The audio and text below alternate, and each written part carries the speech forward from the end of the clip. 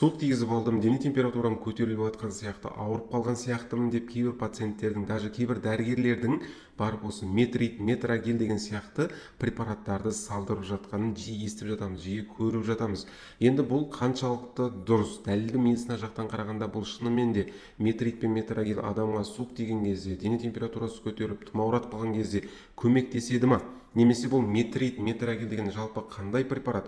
Бұлар қалай әсер етеді? Бұл препараттарды біз қашан негізі қолдану керекпіз? Және де соңында бұл метрит пен метрогелдің қандай қауіпті жақтары бар? Бүгін біз сіздермен осы сұрақтардың жауаптарын іздейтін боламыз. Саламатсыздар ма? Каналыма қош келдіңіздер. Сіздермен Ерден Еменханұлы, дәрігер терапевт. Бұл видеоға лайк басып, каналыма тіркеліп алыңыздар, себебі әр апта бізде осындай пайдалы медицинадан, фармакологиядан ақпараттар шығып тұрады. Ең бірінші, метрит, метрогел деген дәрі жалпы не? Соған тоқталайық. Бұл дәрінің құрамын егер біз қарайтын болсақ, ол жерде біз метронидазол деген препарат бар екенін көреміз. Яғни бұл метрит, метрогел деген бұл торговый название, яғни саудалық атаулар. Аптекада бұл солай аталады, сондай атаумен сатылады. Бірақ та бұның құрамындағы негізгі дәрінің аты метронидазол. Енді метронидазол дегеніміз не? Осы сұраққа тоқталайық. Бұл нитроимидазол деген топқа жататын жалпы микроорганизмдерге қарсы, соның ішінде микробқа қарсы және де қарапайымдыларға, орысша айтқан кезде протозойларға қарсы қолданылатын синтетикалық препарат. Нитроимидазол деген осындай химиялық топ, яғни бұл метронидазолдың ішінде осындай нитроимидазол деген арнайы химиялық топ бар екенін білдіреді. Енді бұл жерде әрине бізде сұрақ туындайды. Бұл жердегі микробтар деген не, және де қарапайымдылар деген не? Соған тоқталайық. Қараңыздар, жалпы метронидазол жаңа айтқандай екі микроорганизмге әсер ете алады. Оның ең біріншісі қарапайымдылар, немесе протозойлар. Бұлар бізде жалпы қарапайым тілмен айтатын болсақ, паразиттер деп айтсақ болады. Мысалы, біздің адамның жасушасы бар ғой, адамның жасушасы бізде эукариоттарға жатады. Эукариоттар дегеніміз бұл жалпы жасушаның ішінде өзінің ядросы бар жасушаларды айтамыз. Дәл сол сияқты бұл қарапайымдылар да сол біздің кәдімгі біздің ағзамыздағы бар эукариоттар сияқты бұлардың да ядросы болады. Башыңызде бір тіршілік иесі деп айтсақ болады. Бұлар бізде қарапайымдылар немесе паразиттер деп айтсақ болады. Ал бізде екінші метронидазол әсер ететін микроорганизмдер, олар кәдімгі микробтар. Соның ішінде анаэробты бактериялар. Анаэробты бактериялар дегеніміз бұлар тек қана оттегі жол жерде ғана өмір сүре алады, тіршілік ете алады. Бұларды біз анаэробты бактериялар деп атаймыз, және осы бактерияларға қарсы метронидазол өте жақсы әсер етеді екен. Енді бұл метронидазол осы екі топқа жататын микроорганизмдерге нақты қандай механизммен, қандай фармакологиялық механизммен әсер етеді, соған тоқталайық. Қараңыздар, ең бірінші метронидазол бізде адам оны система ретінде қабылдағанда немесе таблетка күйінде ішкен кезде ол бірінші біздің ағзаға сіңеді. Сіңгеннен кейін метронидазол бізде жаңағы микроорганизмдердің, мысалы мынау жаңағы микроорганизм болатын болса, соның мембранасынан өтеді. Яғни сол микроорганизмнің ішіне цитоплазмасына кіреді. Цитоплазмасына кіргеннен кейін бұл екі микроорганизмнің жаңағы протозойлар мен анаэробты бактерияларда бізде екі фермент бар. Олардың цитоплазмасында орналасқан. Ол екі ферменттің аты, біріншісі бізде ферродоксин деп аталынады. Екінші фермент ол бізде пируват ферродоксин оксидоредуктаза деп аталынады. Осындай екі бізде фермент бар. Осындай екі фермент. Метронидазол енді осы қарапайымдылардың немесе анаэробтың цитоплазмасына кіргеннен кейін бұл екі фермент алады да бұл метронидазолды не істейді? Ыдыратады. Метронидазол ыдырағаннан кейін бұл өте реактивті, өте улы метаболитке айналады, радикалға айналады, өте улы. Осындай. Бұл улы метаболит бізде осы микроорганизмдерді былайша өлтіреді деп айтсақ болады. Өйткені бұлар өте улы, цитоплазманың ішіндегі әсіресе ДНК-ны не істейді? Бұзады. Қараңыздар, бұл бос радикалдармен өте улы метаболиттер сол қарапайымдылардың ішінде орналасқан немесе анаэробты бактериялардың ішінде орналасқан ДНК спиралын осылай не істейді? Осы суретте көрсетілгендей бұзып тастайды. Ал енді егер бұл микроорганизмдерде ДНК болмайтын болса, бұл микроорганизмдер біріншіден көбейе алмайды, репликация жасай алмайды, және де бұлар мүлдем өмір сүре алмайды. Өйткені ДНК болмаса, микроорганизм өзіне қажетті, өзіне керек ферменттерді, биологтарды ешқашанда шығара алмайды. Сондықтан да былайша айтқанда ол өмір сүре алмайды, ол өледі. Көрдіңіздер ме? Метронидазол осылай, және мен сіздерге көрсеткен бұл қарапайымдыларды және де анаэробты бактерияларды осылай көзін жояды екен. Былайша айтқан кезде сол бұл екі микроорганизмнің өзінің ферменттері метронидазолды өзін өлтіретін улы метаболитке айналдырады.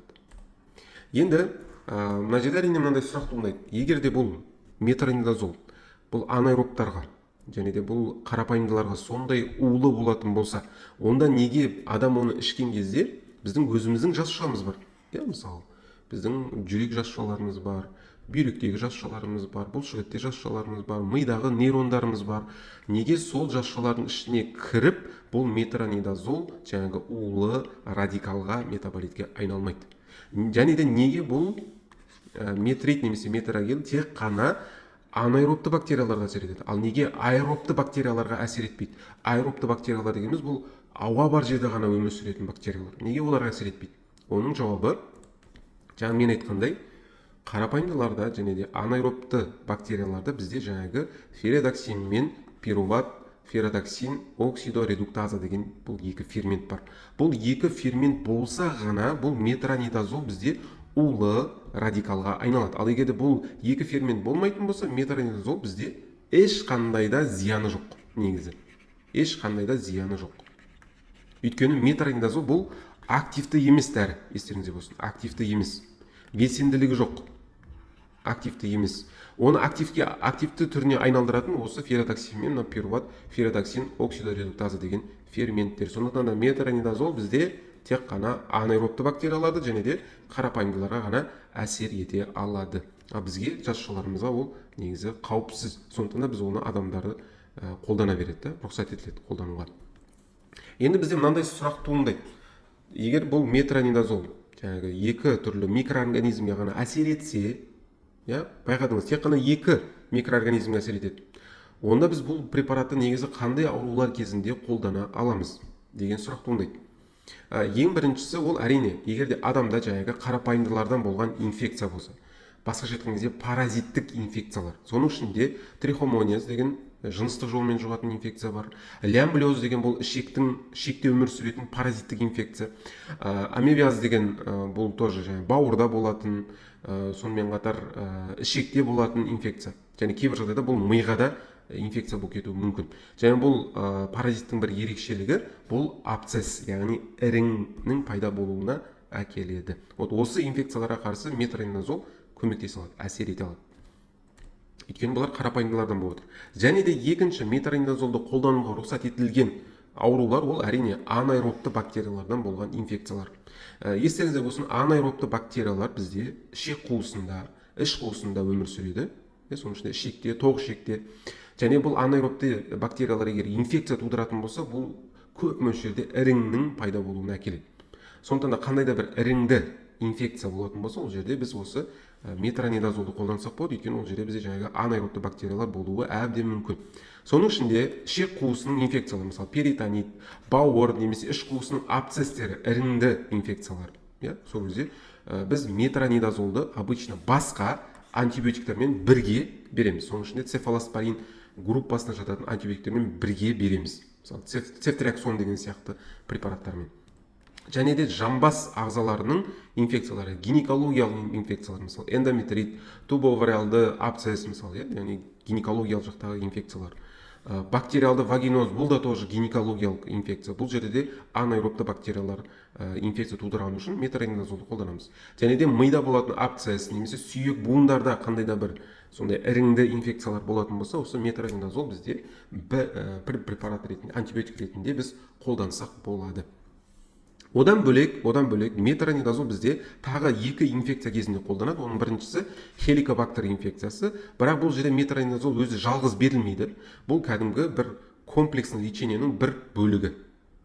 Хеликобактер кезінде бізде көбінесе екі антибиотик қолданады. Сол екі антибиотиктің бірі ретінде біз метронидазолды қолдансақ болады.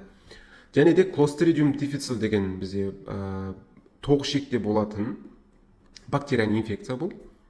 Сол кезде тоже метронидазол қолдануға болады, бірақ та метронидазол ол жерде бірінші линиялық препарат емес.